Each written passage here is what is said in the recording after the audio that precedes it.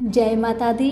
मेरे सभी प्यारे दोस्तों, मैं लक्ष्मी शर्मा बड़ों को चरण स्पर्श, छोटों को प्यार और बराबर वालों को दिल से नमस्कार करती हूँ।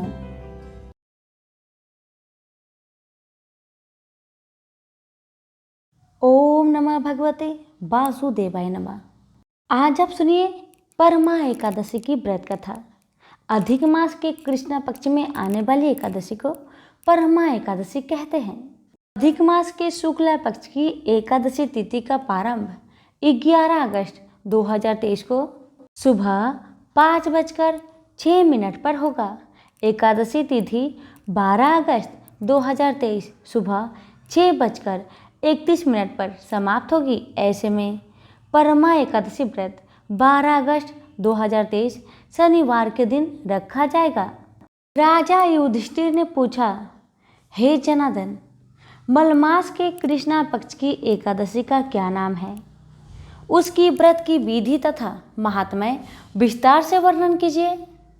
श्री कृष्ण बोले कि हे राजन, इस एकादशी का नाम परमा है।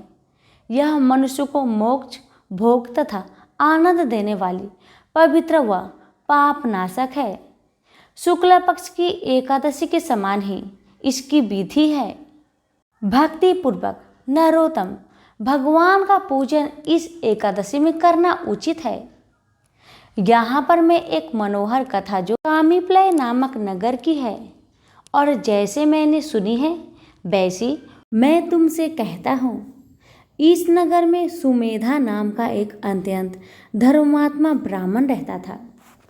उसकी पवित्रा नाम वाली स्त्री अत्यंत पतिव्रता थी, परंतु भाग्यवश वह अत्यंत दरिद्री थी। अनेक मनुष्यों से भिक्षा मांगने पर भी उसको भिक्षा नहीं मिलती थी।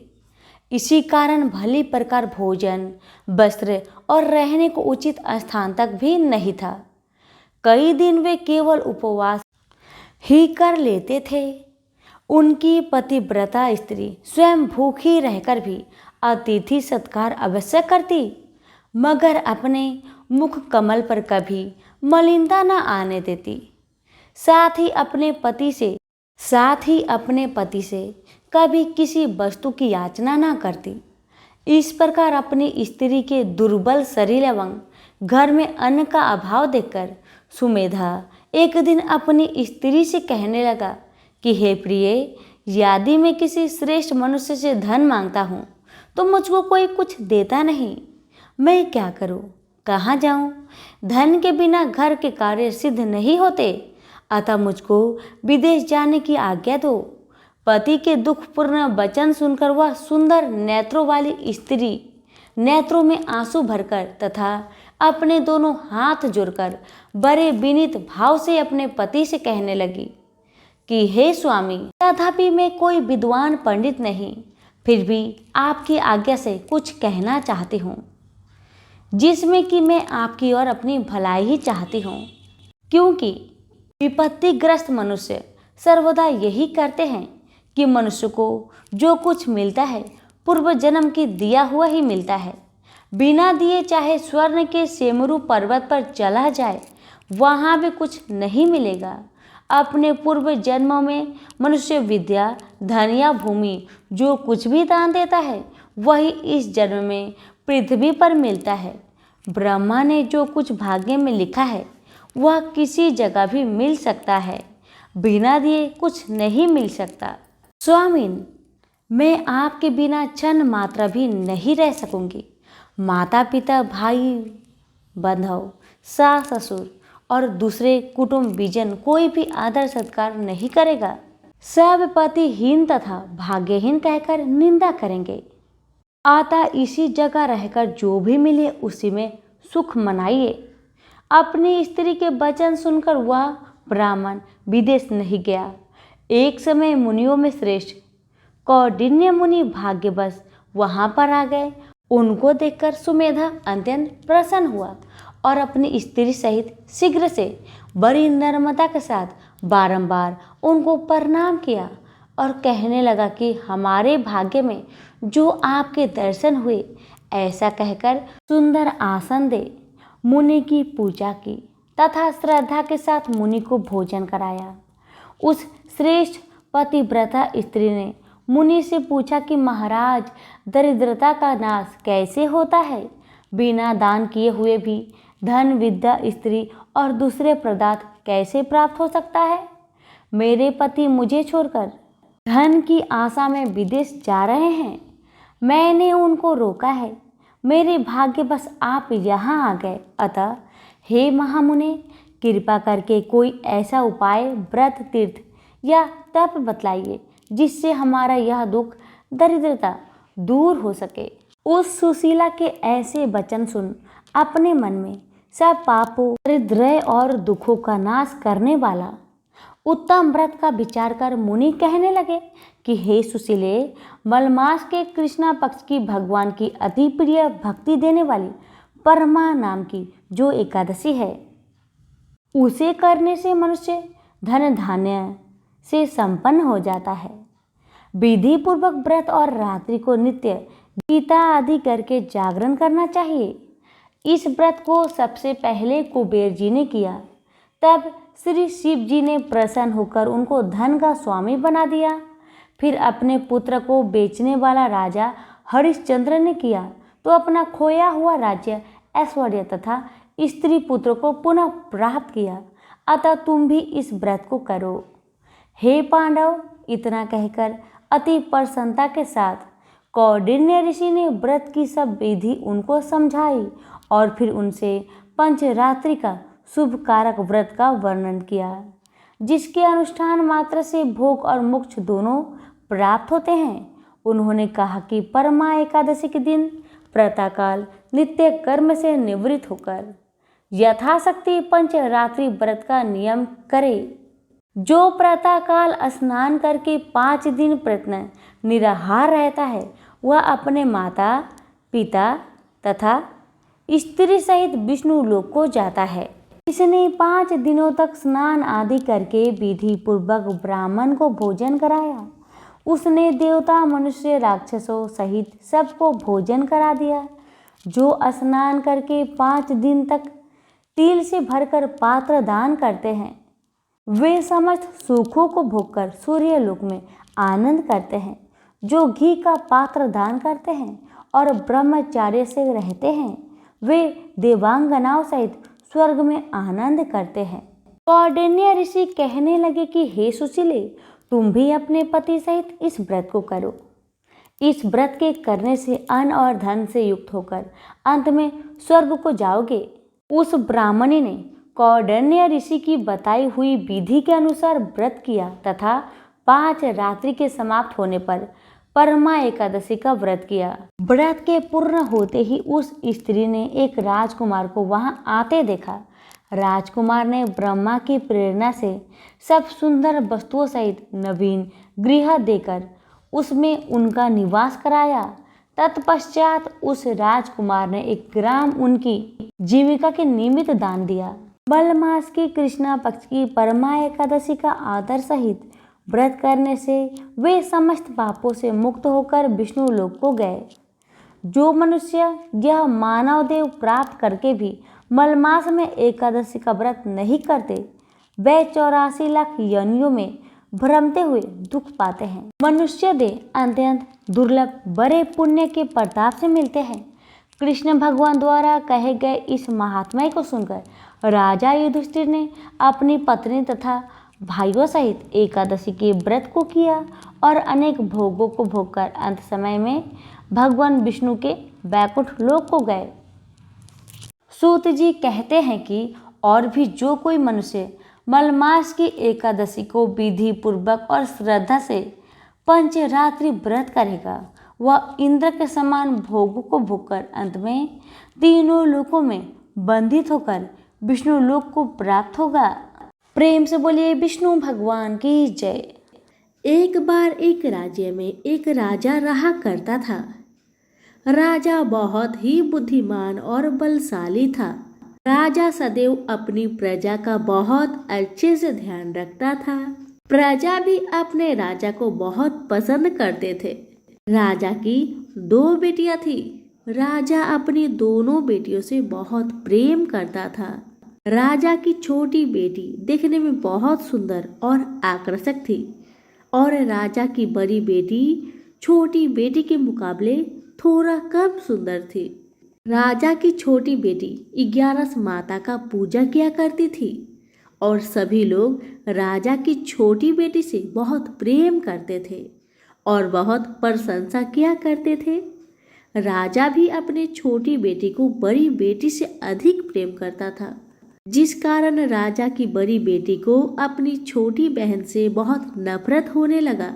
राजा की दोनों बेटियां जब बड़ी हो गई तब एक पड़ोस राज्य में रहने वाला राजकुमार राजा की बड़ी बेटी के लिए रिश्ता लेकर आया। लेकिन जैसे ही उस राजकुमार की नजर राजा की छोटी बेटी पर पड़ी तो वह राजकुमार राजा की छोटी बेटी पर आकर्षक हो गया और उसे पहली नजर में ही उससे प्रेम हो गया।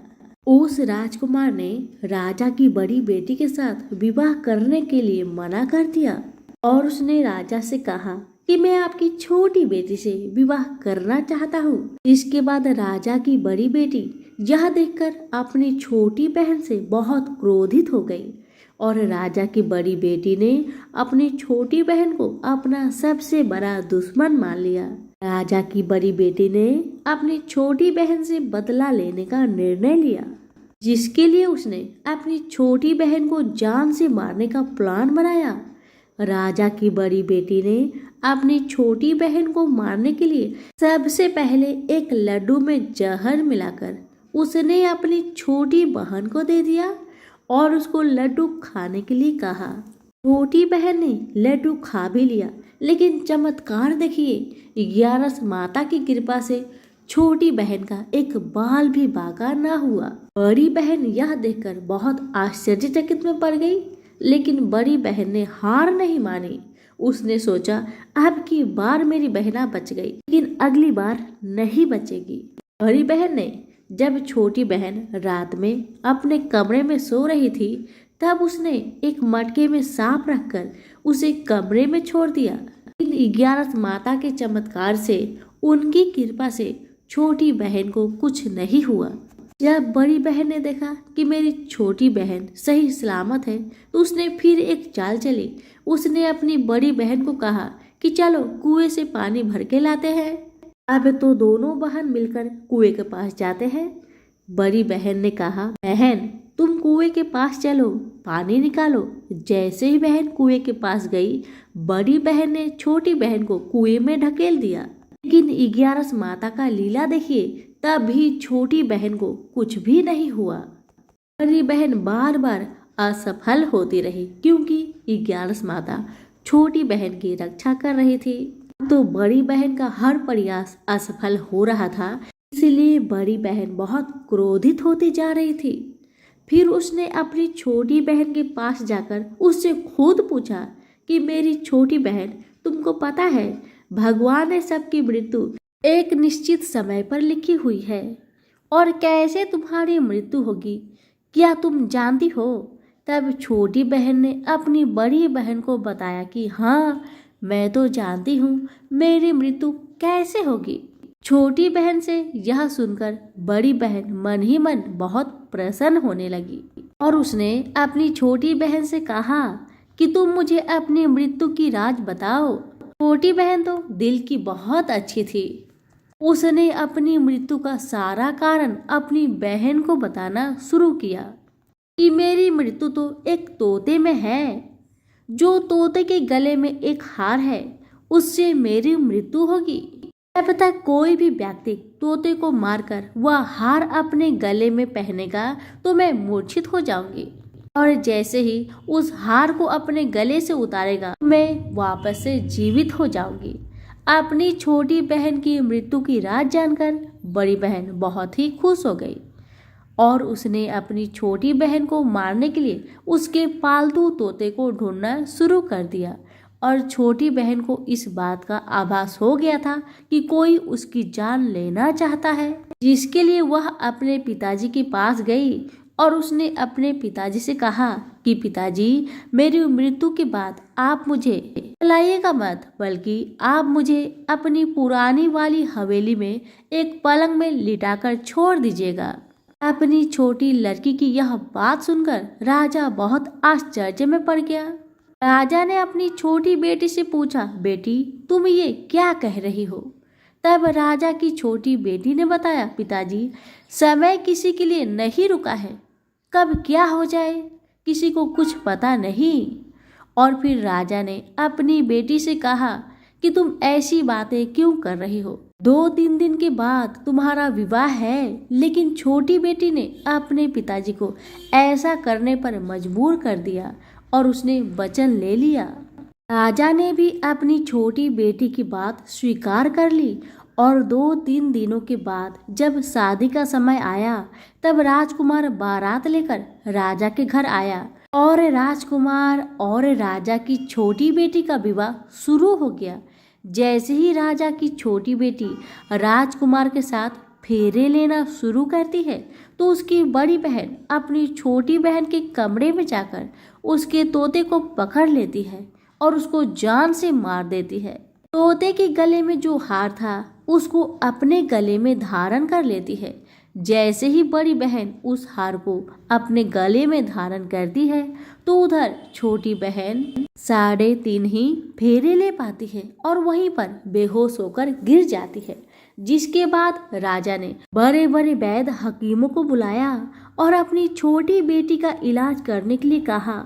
राजा की बात सुनकर वैद्य ने छोटी बेटी को चेक किया तो राजा को बताया कि आपकी छोटी बेटी ना तो जीवित है और ना ही मरी हुई है। यह मैं पहली बार देख रहा हूँ।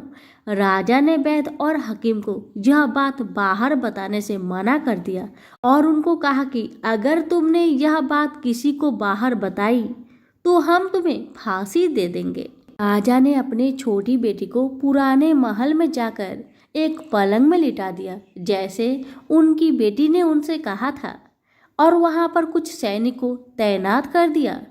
वापस अपने महल में आ गए। राजा की बड़ी बेटी अपने पिताजी के पास आई और कहने लगी कि पिताजी, अगर यह शादी संपन्न नहीं हुई तो आपकी इज्जत का क्या होगा? आप कहे तो मैं आपकी इज्जत बचाने के लिए राजकुमार से शादी करने के लिए तैयार हूँ। इसके बाद राजा ने अपनी बड़ी बेटी की बात मान ली और राजा ने बड़ी बेटी को छोटी बेटी की कपड़े पहनाकर मंडप पर भेज दिया। लेकिन राजकुमार यह जान गया कि यह राजा की छोटी बेटी नहीं बल्कि बड़ी बेटी है। लेकिन जब राजकुमार ने शादी करने से मना किया तो सभी लोगों ने राजकुमार को विवश करके राजा की बड़ी बेटी से बचे हुए फेरे को संपन्न करा दिया और विवाह करवा दिया। जिसके बाद राजकुमार राजा की बड़ी बेटी को अपने महल में ले गया। राजकुमार राजा की बड़ी बेटी से ना तो बात करता था, न ही उसको पसंद करता था और ना ही उसके आसपास भटकता था। और राजकुमार ने यह फैसला कर लिया था वह अपनी प्रेमिका को ढूंढ कर ही रहेगा और यह जानकर रहेगा कि उसके साथ क्या हुआ। एक दिन राजकुमार अपने घोड़े पर सवार होकर राजा के पुराने महल के पास पहुंच गया, जहां पर उसने कुछ सैनिकों को देखा। महल के पास पहुंचकर राजकुमार ने जब महल को ध्यान से देखा तो वह समझ गया कि यह तो हमारे ससुर जी का महल है। तब राजकुमार ने सैनिकों से पूछा, तुम लोग यहाँ क्या कर रहे हो और इस महल के अंदर उस पलंग में कौन लेटा है? जिसके बाद सैनिकों ने बताया कि यहाँ पर राजा की छोटी बेटी लेटी है। यह सुनकर राजकुमार बहुत प्रसन्न हो गया और वह तुरंत अपनी प्रेमिका के पास पहुंच गया और उसकी सेवा करने लगा। जैसे ही रात हुई तो राजा की छोटी बेटी उठकर खड़ी हो गई। राजकुमार यह देखकर बहुत खुश हो गया और उसने अपनी प्रेमिका से पूछा कि तुम यहाँ क्या कर रही हो? तुम मेरे साथ मेरे घर चलो। राजा की छोटी बेटी ने राजकुमार को सारी बातें बता दी। मेरी जान एक तोते में बसी थी और मैंने यह बात सिर्फ अपनी बड़ी बहन को बताया था और मुझे पता है कि उसने ही मुझे मारने का प्रयास किया है। उसके पास एक हार है जिसको वह सुबह पहन लेती है और रात को उतार देती है। जब तक वह हार को पहने रहती है तब तक मैं मूर्छित रहती हूँ और जैसे ही वह हार को उतार देती है तो मैं जीवित हो जाती हूँ। और जब तक मेरी बड़ी बहन के पास वह हार है तब तक मैं ऐसे ही जीवित और मूर्छित होती रहूंगी। पर मेरी बड़ी बहन के पास जो हार है वह मेरे हाथ में लग जाए तो मैं हमेशा के लिए जीवित हो जाऊंगी। राजकुमार यह बात सुनकर राजा की छोटी बेटी के पास रहने का निर्णय ले लिया और उसने अपने बचे हुए सारे फेरे उस पलंग में लेटी राजा की छोटी बेटी के साथ ले लिया और अपना विवाह पूर्ण कर लिया और वहीं पर ही रहने लगा। देखते ही देखते कुछ समय में राजा की छोटी बेटी और राजकुमार की पत्नी पेट से हो गई। एक दिन राजकुमार को किसी काम से बाहर जाना पड़ा। तब छोटी बहन के पेट में बहुत तेज दर्द होने लगा। इसके बाद उसने 11 माता का आह्वान किया, जिसके बाद वहां पर 11 माता प्रकट हुई और उन्होंने अपनी भक्तों के दर्द को दूर किया और एक पुत्र की प्राप्ति करवाई। और वहीं पर अचानक से राजकुमार भी आ गया। राजकुमार ने 11 माता को देखा तो वह आश्चर्यचकित हो गया और उसने तुरंत माता को प्रणाम किया। और 11 माता ने राजकुमार से कहा कि जब तुम्हारा बेटा 5 वर्ष का हो जाए तो तुम अपनी पत्नी का हार लाकर इसके गले में डाल देना। और देखते ही देखते राजकुमार और राजा की छोटी बेटी का पुत्र 5 वर्ष का हो जाता है। तो राजकुमार अपने बेटे से कहता है कि बेटा, मैं कुछ काम से बाहर जा रहा हूँ, तुम अपनी माता का ध्यान रखना। और वहां से चला जाता है।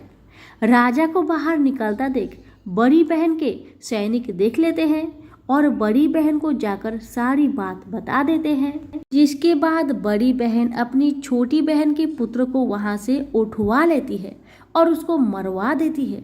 छोटी बेटी के पुत्र के 2 टुकड़े करवा देती है। पहला टुकड़ा चक्की के पास छुपा देती है और दूसरा टुकड़ा अपनी पलंग के नीचे रख देती है। अब 11 माता भिखारी का रूप लेकर आती है। एक भिखारी का रूप रखकर बड़ी बहन के पास चली जाती है, जिसके बाद वहां से भिक्षा मांगने लगती है। बड़ी बहन अपने नौकरों से कहती है कि जाकर भिक्षा दे दो, लेकिन जैसे ही नौकर 11 माता को भिक्षा देने के लिए आते हैं तो माता उन्हें मना कर देती है और कहती है कि मैं तुम्हारी महारानी से ही भिक्षा लूंगी। जिसके बाद बड़ी बहन स्वयं ही भिक्षा देने के लिए माता के पास आती है। तब माता एक बिल्ली का रूप लेकर उसके कमरे में चली जाती है और वहां पर छोटी बेटी के पुत्र के दोनों टुकड़े को वापस में जोड़ देती है और उसे जीवित कर देती है। उसे वहां से ले आती है और राजकुमार को सौंप देती है। राजकुमार अपने बेटे को लेकर अपनी पत्नी यानी कि बड़ी रानी के पास जाता है और कहता है कि तुम इसका ध्यान रखना। अगर तुम इस बच्चे का अच्छे से ध्यान रखोगी तो मैं तुमसे बात करूंगा। एक दिन राजकुमार अपने बच्चे से कहता है कि तुम मम्मी से उनके गले का हार मांग लो। जिसके बाद राजकुमार का लड़का अपनी मम्मी के पास जाता है और कहता है कि मम्मी, मुझे तुम्हारा हार चाहिए जो तुमने गले में पहन रखा है। यह सुनकर पहले तो बड़ी बहन बहुत क्रोधित हुई, पर उसको याद आता है कि राजकुमार ने कहा था कि अगर मैं इस बच्चे का ध्यान अच्छे से रखूंगी तो वह मुझसे बात करेंगे। जिसके कारण वह हार को उस बच्चे को दे देती है और वह तुरंत हार को ले जाकर अपने पिताजी को दे देता है। और तभी राजकुमार ने अपने बेटे को लेकर वहां से जाने लगता है और अपनी पत्नी से कहता है, तुम हमारे लिए खाना बनाकर रखो, मैं शाम को आकर तुम्हारे साथ खाना खाऊंगा। और वह अपने बेटे को लेकर वहां से चला जाता है। जिसके बाद वह राजा के पास जाता है और उनको सारी कहानी बताने लगता है। राजा अपनी बड़ी बेटी की यह करतूत सुनकर बहुत क्रोधित होता है और अपनी परवरिश पर ही दोष देने लगता है और राजकुमार को अपनी छोटी बेटी के साथ रहने के लिए आदेश देता है। कहते हैं कि जो भी भक्त 11 माता के व्रत श्रद्धा पूर्वक करता है, उनकी कथा का श्रवण करता है, उनकी सभी कष्टों का हरण खुद माँ करती है। हे 11 माता, जैसे आपने राजा की छोटी बेटी की रक्षा की, उसका पुत्र की रक्षा किया, वैसे ही इस कथा को सुनने वाले, कहने वाले, हुक्कारे भरने वाले सभी के परिवार पर अपनी कृपा सदा बनाए रखना। तो सभी मिलकर बोले 11 माता की जय। कथा को लाइक शेयर करना बिल्कुल ना भूले।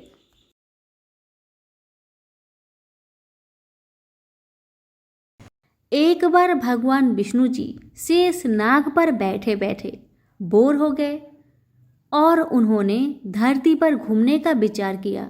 वैसे भी कई साल बीत गए थे।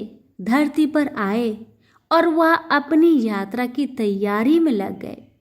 स्वामी को तैयार होता देखकर लक्ष्मी माँ ने पूछा, आज सुबह सुबह कहाँ जाने की तैयारी हो रही है? विष्णु जी ने कहा, हे लक्ष्मी, मैं धरती लोक पर घूमने जा रहा हूँ। तो कुछ सोचकर माता ने कहा, हे देव, क्या मैं भी आपके साथ चल सकती हूँ? भगवान विष्णु ने 2 पल सोचा और फिर कहा, एक शर्त है, पर तुम मेरे साथ चल सकती हो। तुम धरती पर पहुंचकर उत्तर दिशा की ओर बिल्कुल मत देखना। इसके साथ ही माता लक्ष्मी ने हाँ कहकर भगवान के साथ चल पड़ी। सुबह सुबह माँ लक्ष्मी और भगवान विष्णु धरती पर पहुंच गए। अभी सूर्य देवता निकल रहे थे। रात बरसात होकर हटी थी। चारों ओर हरियाली ही हरियाली थी।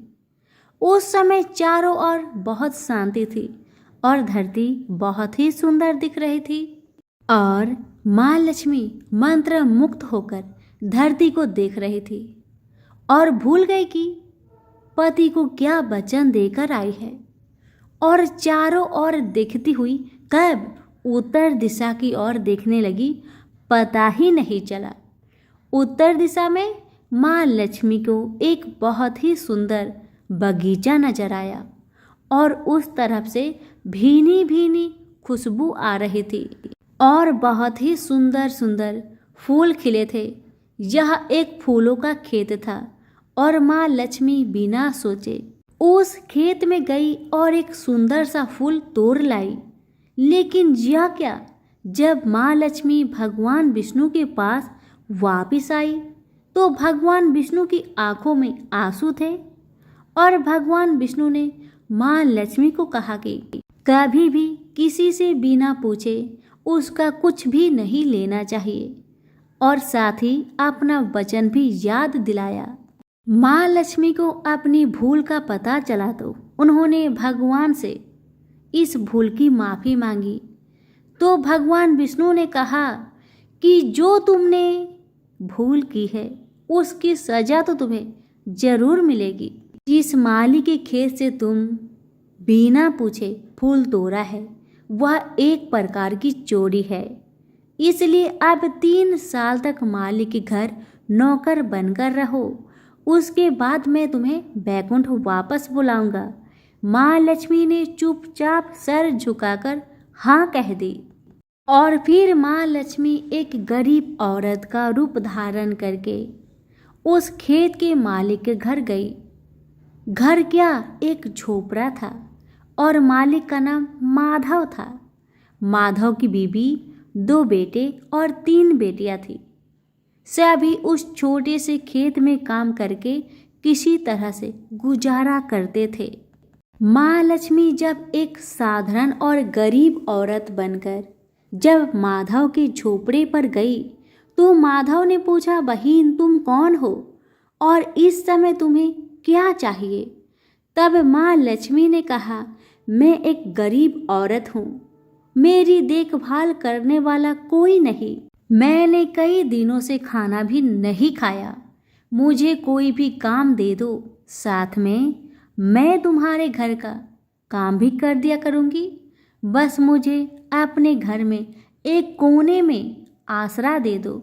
माधव बहुत ही अच्छे दिल का मालिक था। उसे दया आ गई, लेकिन उसने कहा, बहन मैं तो बहुत गरीब हूँ, मेरी कमाई से मेरे घर का खर्च मुश्किल से चलता है, लेकिन अगर मेरी 3 की जगह 4 बेटियां होती तो अभी मुझे गुजारा करना ही था। अगर तुम मेरी बेटी बनकर जैसा रूखा सूखा हम खाते हैं उसमें खुश रह सकती हो तो बेटी बनकर अंदर आ जाओ। माधव ने माँ लक्ष्मी को अपने झोपड़े में शरण दे दी और माँ लक्ष्मी 3 साल तक उस माधव के घर पर नौकर बनकर रही। जिस दिन माँ लक्ष्मी माधव के घर आई थी उससे दूसरे दिन ही माधव को इतनी आमदनी हुई, फूलों की कमाई से ही शाम को एक गाय खरीद ली। धीरे धीरे माधव ने काफी जमीन खरीद ली और सब ने अच्छे अच्छे कपड़े भी बनवा लिए और फिर एक बड़ा पक्का का घर भी बना लिया।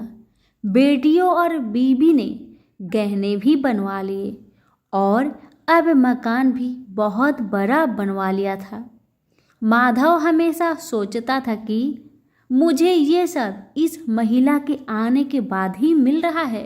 इस बेटी के रूप में मेरी किस्मत आ गई है। माँ लक्ष्मी को आते हुए 2 से 5 साल बीत गए थे, लेकिन माँ लक्ष्मी अब भी घर में और खेतों में काम करती थी। एक दिन माधव जब अपने खेतों से काम खत्म करके घर आया तो उसने अपने घर के सामने द्वार पर एक देवी स्वरूप गहनों से लदी एक औरत को देखा। ध्यान से देखकर पहचान गया, अरे यह तो मेरी मुंह बोली चौथी बेटी यानी वही औरत है। और पहचान गया कि यह तो माँ लक्ष्मी है।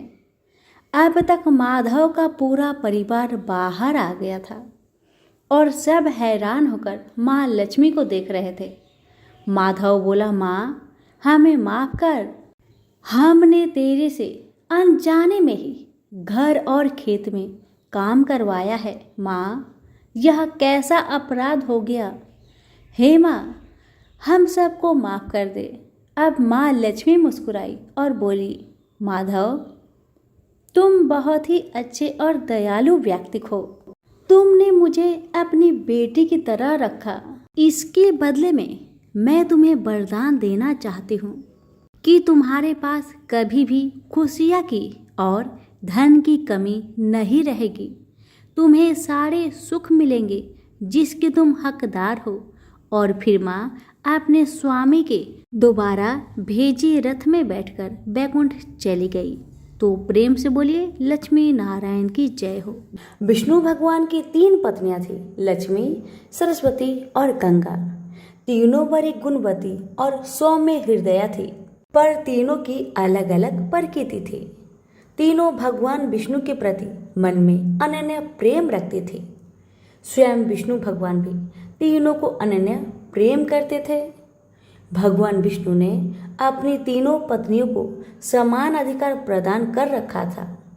तीनों बड़ी स्वतंत्रता के साथ अपने अपने अधिकारों का उपभोग कर रही थी, पर प्रकृति की भिन्नता के कारण सरस्वती के मन में संदेह पैदा हो उठा कि विष्णु मेरी अपेक्षा गंगा को अधिक प्रेम करते हैं। जब संदेह उत्पन्न हो गया तो ईर्ष्या भी पैदा हो उठी। सरस्वती गंगा से जलने लगी। बात बात में उन्हें खरी खोटी सुनाने लगी। गंगा कुछ बोलती नहीं थी, वे चुपचाप सुन लिया करती थी। लक्ष्मी को सरस्वती का व्यवहार अच्छा नहीं लगा। उन्होंने अवसर पाकर सरस्वती से कहा, बहन सरस्वती, तुम जब देखो गंगा को खरी खोटी सुनाती रहती हो। तुम यह अच्छा नहीं कर रही। मेरी बात मानो, गंगा को जली खोटी सुनाना बंद कर दो। और लक्ष्मी की नेक सलाह सरस्वती को अच्छी नहीं लगी। उनके हृदय में ईर्ष्या की आग जल रही थी। उन्होंने सोचा कि लक्ष्मी गंगा का पक्ष ले रही है, अतः उनके हृदय की आग और भी अधिक भड़क उठी। वे क्रोध भरे स्वरों में बोली, लक्ष्मी तुम गंगा का पक्ष लेकर मेरा अपमान कर रही हो। मैं इसे सहन नहीं कर सकती। मैं तुम्हें श्राप देती हूँ, तुम नदी बनकर धरती पर प्रवाहित हो जाओ। लक्ष्मी बड़ी शांत प्रकृति की थी। वे सरस्वती के श्राप को सुनकर भी शीतल बनी रही। उन्होंने न तो श्राप का प्रतिवाद किया और न उनके प्रति मुख से कठोर शब्द भी निकले। ऐसा लगा जैसे उनके लिए कुछ हुआ ही ना हो। पर गंगा को सरस्वती का श्राप अच्छा नहीं लगा। वे सरस्वती के श्राप को सुनकर उत्तेजित हो उठी और क्रोध भरे स्वरों में बोली, सरस्वती, तुमने लक्ष्मी को श्राप देकर बड़ा अनुचित कार्य किया है। वे तो तुम्हारे श्राप को सुनकर चुप रही, पर मैं चुप नहीं रह सकती। मैं तुम्हें भी श्राप देती हूँ, तुम भी नदी बन जाओ और धरती पर जाकर प्रवाहित हो। यह सुनकर सरस्वती के मन की आग और भी अधिक भड़क उठी। वे क्रोध भरे स्वरों में बोली, मैं तो नदी बन जाऊंगी, पर तुम भी बैकुंठ में नहीं रह सकती। मैं भी तुम्हें श्राप दे रही हूँ, तुम भी नदी बन जाओ और धरती पर जाकर प्रवाहित हो। इस प्रकार भगवान विष्णु की तीनों पत्नियां कला और ईर्ष्या के कारण एक दूसरे को श्राप देकर दुख का शिकार बन गई। यह सुनकर भगवान विष्णु को बड़ा दुख हुआ। उन्होंने अपनी पत्नियों से कहा, तुम तीनों ने ईर्ष्या के कारण एक दूसरे को श्राप देकर अच्छा नहीं किया। तुम तीनों ने स्वयं अपने लिए दुख को निमंत्रित किया है, अपने ही हाथों से अपना घर को जलाया है। विष्णु की भर्त्सना से तीनों पत्नियां बड़ी दुखी हुई। वे दुख प्रकट करती हुई विष्णु से क्षमा याचना करने लगी।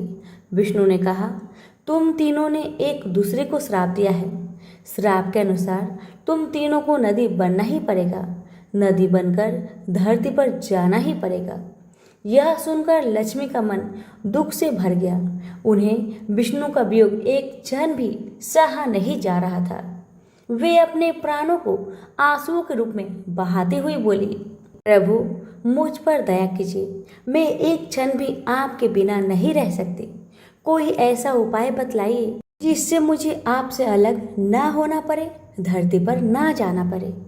विष्णु ने कहा, लक्ष्मी, तुम्हें धरती पर जाना ही पड़ेगा, किंतु तुम्हारे हृदय में कपट और ईर्ष्या का भाव नहीं है, अतः तुम मुझे बहुत प्रिय हो।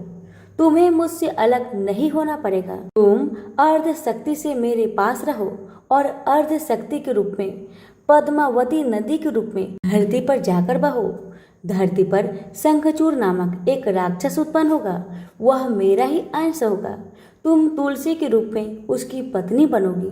तुम तुलसी के रूप में सदा विष्णु प्रिया बनी रहोगी और जन जन से आदर पाओगी। गंगा को भी भगवान विष्णु से अलग होने का बड़ा दुख था, अतः उन्होंने भी अश्रु नयन निवेदन किया, प्रभु, ऐसा कोई उपाय बताए जिससे मैं आपसे अलग ना हो। विष्णु भगवान ने कहा, गंगे, श्राप बस तुम्हें भी धरती पर जाना ही पड़ेगा। राजा भगीरथ अपने पूर्वजों के उद्धार के लिए तप कर रहे हैं। तुम्हें धरती पर गंगा के रूप में प्रवाहित होना पड़ेगा और भगीरथ के पूर्वजों का उद्धार करना होगा। तुम भगीरथ के पूर्वजों का उद्धार करके समुद्र में मिल जाओ। समुद्र मेरा ही रूप है, अतः तुम सदा मुझ में ही रहोगी। तुम स्वर्ग से उतरने पर शिव की जटाओं में रहोगी।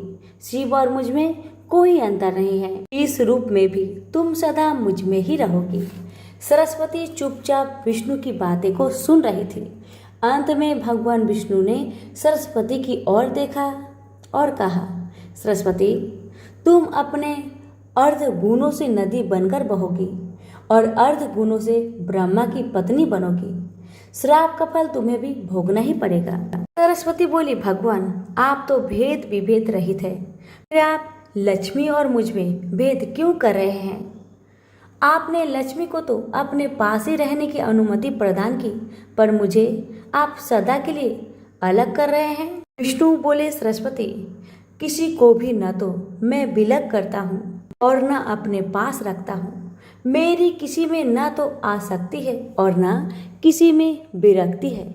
सबको अपने अपने गुणों और कर्मों के अनुसार ही मेरा सहचार्य प्राप्त होता है। लक्ष्मी निष्कपट हृदय की है। वे ना तो किसी से ईर्ष्या करती है, ना किसी से वैर रखती है। वे सबसे प्रेम करती है और यही कारण है कि वे सदा मेरे साथ रहती है। पर तुम ईर्ष्या और क्रोध के वशीभूत रहती हो। यही कारण है कि तुम्हें मुझसे अलग होना पड़ रहा है। विष्णु की कथन को सुनकर सरस्वती मौन हो गई। उन्हें ऐसा लगा जैसे विष्णु की कथन का प्रत्येक अक्षर मूर्तिमान बनकर खड़ा हो गया हो। सरस्वती का हृदय पश्चाताप की वेदना से जलने लगा। पर अब क्या हो सकता था? अब तो तीर उनके हाथों से छूट चुका था। जो मनुष्य क्रोध और ईर्ष्या के वशीभूत होकर अपने हाथों से ही अपने घरों में आग लगा लेते हैं, उन्हें सरस्वती की भांति ही पश्चाताप की वेदना में जलना पड़ता है। तो प्रेम से बोलिए लक्ष्मी नारायण की जय। विनायक जी की कहानी। सभी व्रत और त्योहारों में विनायक जी की कहानी सुनी जाती है। विघ्न विनायक श्री गणेश जी को देवताओं में सर्वोच्च स्थान प्राप्त है। गणेश जी को देवताओं में प्रथम पूज्य माना जाता है, इसलिए त्योहार के दिन व्रत कथा सुनने के साथ विनायक जी की कहानी सुनी जाती है। इससे व्रत का पूर्ण फल प्राप्त होता है। कथा। एक बार विनायक जी छोटे बालक के रूप में चिमटी में चावल और चमचे में दूध लेकर निकले। वो हर किसी से कह रहे थे कि कोई मेरे लिए खीर बना दो, कोई मेरे लिए खीर बना दो, मगर किसी ने भी विनायक जी के लिए खीर नहीं बनाया।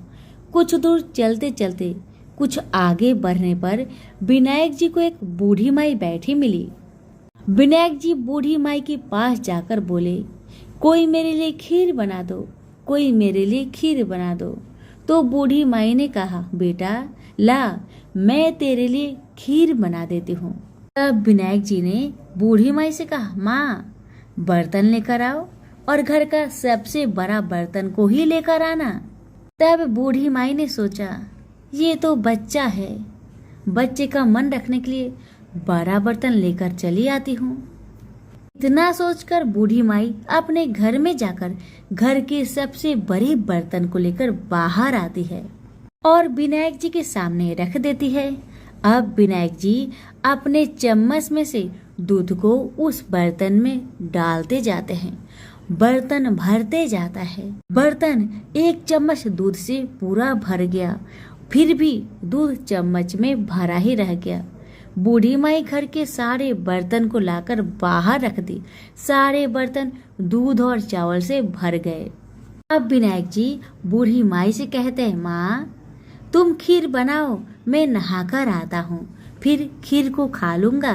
जब बूढ़ी माई ने बड़े प्यार से खीर को तैयार किया तो बूढ़ी माई के पोते और पोती खीर खाने के लिए रोने लगे।